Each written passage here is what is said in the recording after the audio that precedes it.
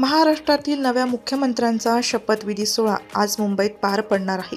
मुंबईतील आझाद मैदानावर या शपथविधी सोहळ्यासाठी जय्यत तयारी करण्यात आली. राज्यातील विधानसभा निवडणुकीत महायुतीला बहुमत मिळाले होते.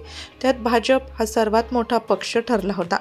त्यामुळे भाजप महायुतीचा मुख्यमंत्री विराजमान होणार हे निश्चित झाले.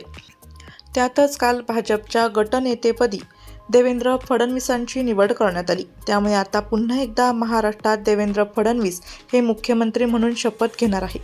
भारताचे कणखर आणि लाडके पंतप्रधान नरेंद्र मोदी यांच्या प्रमुख उपस्थितीत आणि अनेक राजकीय सामाजिक कार्यकर्ते थोर संतांच्या उपस्थितीत हा शपथग्रहण सोहळा संपन्न होत आहे.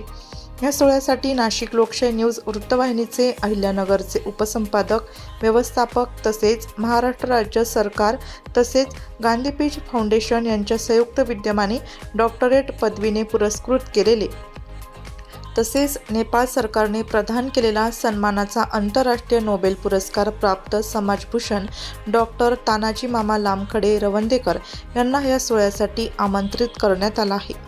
वृत्तसंकलन विभाग, नाशिक लोकशाही न्यूज, नाशिक.